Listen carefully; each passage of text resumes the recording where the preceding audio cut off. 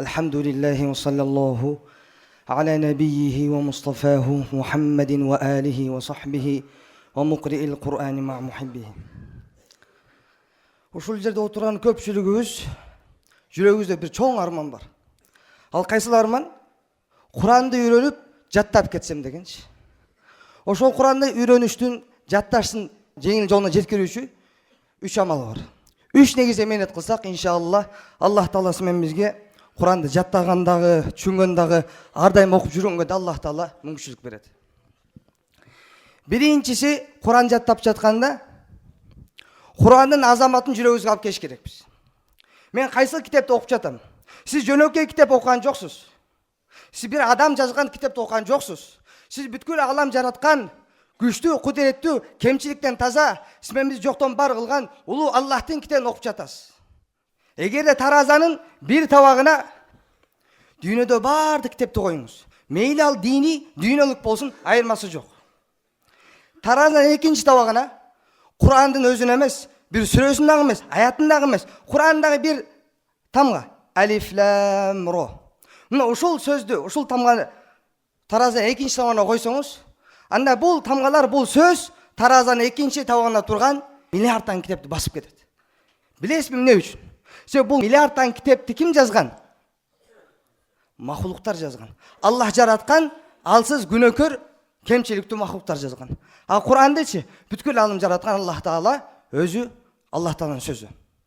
Ошондуктан Куран жаттап жаткандагы жеңил жаттанга каласаңыз, тез жатташта каласаңыз, анда Курандын азамат жүрөк алып келиңиз. Куран бул Аллахтын сөзү. Аллахтын сөзү экендигине биз Курандан, хадистен далилдеп келген күндө дагы Аллахтын сөзү экендигине өтө көптөгөн далилдер бар. Андан башка. Айтыңызчы, дүйнөдө кайсыл китеп бар? Аны миллиарддаган адамдар окуган. Кайсыл китепти миллиарддаган адамдар окуйт? Бул бир гана Куран. Дүйнөдө кайсыл китеп бар? Аны миллиондогон адамдар жаттаган. Бул бир гана Куран. Дүйнөдө кайсыл китеп бар?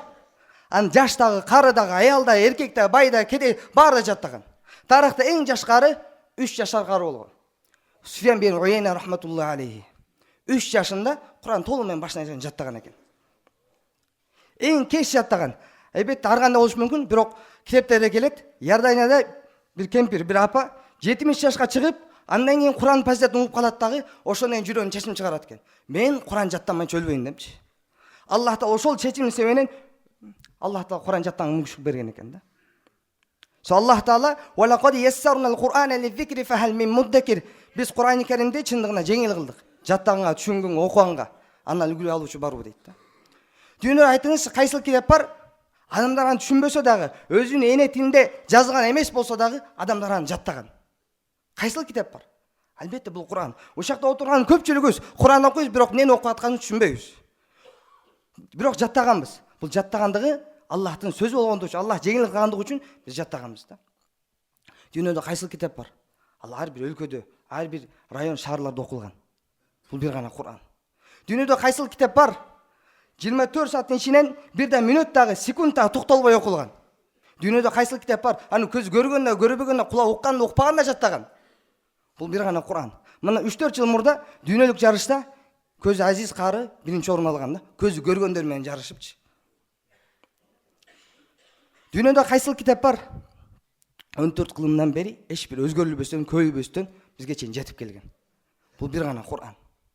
Дүйнөдө кайсыл китеп бар? Ар бир тамгасы, сөзү үтүр чекитине чейин эсептелген.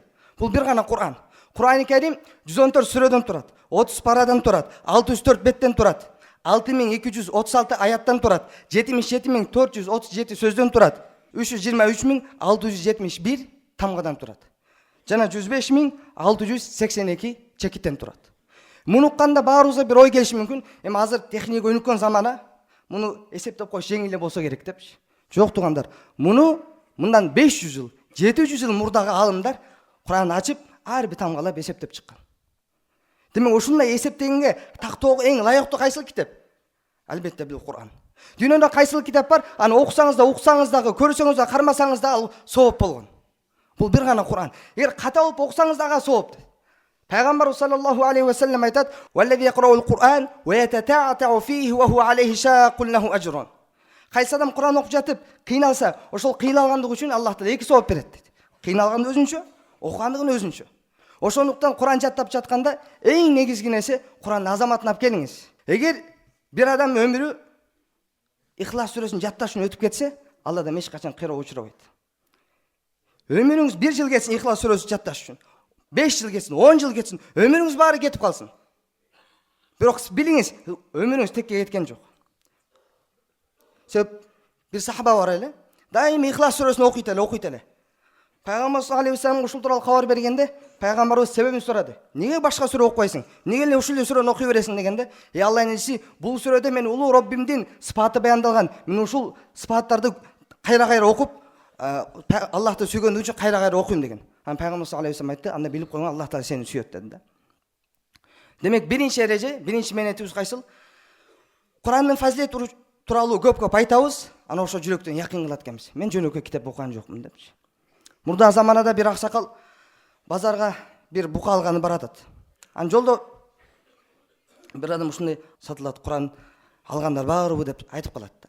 Аксакал угуп калып, аябай ушул Аллахтын китеби, бул өтө улуу китеп, эмне кылсам экен деп. Анан баасын сураса, баасы аябай кымбат экен. Же буканы алыш керек, же китепти алыш керек болуп калат. Аксакал эми мен Аллахтын китебин алайын. Ушул китепте береке болот. Ушул китепти жок дегенде окубасак да үйгө алып барып биз кармап турайлы деп, үйүнө көтөрүп алып келет экен да. Үйүнө көтөрүп алып келип кеч кирет. Анан аксакал бул мен уктум элем, киниктен ыдый түшүрбөш керек, жерге койбош керек деп уктум элем. Эмне кылабыз деп үй менен кеңешип, үйлөр менен кеңешип, түнү бою көтөрүп чыгайлы, кезектешип. Түндү 4кө бөлөт дагы, биринчи бөлүгүндө өзү туруп көтөрөт. Экинчи бөлүгүн жеткенде аялын кемперин тургузат, үчүнчүсүндө кызы, төртүнчүсүндө баласы туруп, кыскасы түнү бою көтөрүп чыгат. Бирок ар бир уктап турган сайын Аллах таала Куран Керим башына чейин жат кылып койгон дейт да. Ошондуктан мен биздин Куран жаттоону кааласак, эң биринчи Куран бул улуу Аллахтын китеби, ошо окуганга Аллах мүмкүнчүлүк берип атканга Аллах таала көп мактап айтат экенбиз да. Экинчи биз кыла турган ишибиз эми аракет кылабыз. Кантип аракет кылабыз? Жаттанга аракет кылыңыз. Аллах таала бир эмес 4 жолу Куран Керим жатташ жеңил деп Аллах таала симен бизге кабар берген. Күнүнө бир катардан жаттасаңыз, 24 жылда Куран бүтөт экенсиз. Күндө бир катардан жаттасаңыз, негизи Куран бетинде адатта 15 катардан турат. Бир эле катардан жаттаңыз. Бир катарга 10 мүнөт, 15 мүнөт, көп болсо жарым саат, мейли 1 саат кетсин. Бирок 24 жылда жаттап коюңуз. Бүгүн 30 жашта болсоңуз, эртең 54 жашта иншалла толук кар болуп каласыз. Эгер бир аз жеңиңиз дагы көбүрөөк жаттайм десеңиз, 2 эле катардан жаттаңыз. 12 жылда бүтөсүз. Бүгүн 50 жашта болсоңуз, эртең 62, 63 жашыңызда иншалла Куран Керим толук бүтүп калган болосуз да. Эгер аят менен жаттайм десеңиз, эгер күнүнө бир аяттан жаттасаңыз, 17 жылда бүтөт экенсиз. Ошондуктан кандай жеп ичкенге, уктаганга, жумушубузга убакыт бөлгөндөй, Куранга да өзгөчө бир убакытта дайындап коюш керекпиз. Анан Куран окуганга аракет кылыш, Куран окуганга өзгөчө маани бериш керекпиз. Эң жакшысы күнүнө Куран Керим башынан чейин хатым кылыңыз. Усман радыйаллаху анху жана башка сахабалар, алар түндөсү Куран Керим башынан чейин окуйт эле. Андай кыла албайсызбы, 3 күндө бүтүрүңүз. Андай да кыла албайсызбы? Анда пайгамбар саллаллаху алейхи вассалам жана көпчүлүк сахабалар адаттагыдай бир жумада Куран Керим башынан чейин хатым кылыңыз. Буга да күчүңүз жетпейби? Анда бир айда кылыңыз. Буга да күчүңүз жетпейби? Анда Ханафи мазхабы боюнча ар бир мусулман Куран акысын бир жылда 2 жолу бериш керек. Эгер буга да убактыңыз жок, тамга таанабай, сакыр эчтеке кыла албайсыз. Алымдар акыркы чейин көрсөткөн. Куранды ачып, "Я Алла, бул сенин китебиң эле. Мен окуй албадым, убактымды ажырата албадым. Жок деген бир карап чыгайын" деп алымдар айтат. Куран бетин ачып туруп, манжаңызды Куран катарларына коюп, Куран башынан чейин күндө азастан карап чыгыңыз дейт да, окуй албасаңыз да. Себеби Куран бул Аллахтын симен бизге берген Аллахтын китеби кат. Бүгүн атаңыздан, энеңизден, же балаңыздан, же үй бүлөңүздөн кат келсе, аны окубай коюш мүмкүн эмес да. Түшүнбөй калсаң, түшүнгөнгө аракет кыласыз. Эми Аллах таала симен бизге Куран Керимди канча жолу кайрылган? Я юханнас о адамдар, я юхалладина аману о иман келтиргендер, я юхан инсан о инсан, я бани адам о адам балдары, я ибади о мен пенделерим деп Аллах канча кайрылган. Эми Аллах кыямат күнү сурабайбы? Эй пендем, мисалы ушундай Куран жетти эле, сен Куран окусаң болот эле, ошону окудуңбу, түшүндүңбү, бир карап койдуңбу, Алла эртең кыямат күнү сурайт экен да. Ошондуктан симен биз экинчи кыла турган ишибиз аракет кылат экенбиз. Күндө азастан болсо да окуганга, үйрөнгөнгө. Үчүнчүсү Алладан ыйлап, жалбарып дуа кылат экенбиз. Ey Allah, ушу сенин китебиңди окуп атам, Алла. Ушу мага окуганга, түшүнгөнгө, жаттанга өзүң жеңил кылгының. Алла, күнү да, түнү да мени Куран окуткуның, мени жана менин урпактарымды Алла Куран ээлеринен кылгың деп Алладан дуа кылат экенбиз. Жалпысынан жыйынтыктап айтканда, үч негизде мээнет кылсак, иншалла Аллах таала баарыбызга Куранды жаттаганды дагы түшүнгөндө Аллах таала жеңил кылат. Биринчиси, Курандын азаматы тууралуу көп дават айтып айтабыз дагы, угабыз дагы. Экинчиси, аракет кылабыз күндө кандай жеп, ичкенге, уктаганга, ишибизге убакыт бөлгөндөй, Куранга да убакыт бөлөбүз. Үчүнчүсү, ар бир намаз сайын, тахажжуд намаздарда, бош убактарда Алладан ыйлап жалбарып, Куран акыйкатын, Куран сүйүүсүн бер деп Алладан дуа кылат экенбиз. Аллах таала баарыбызга Курандын сүйүүсүн насип кылсын.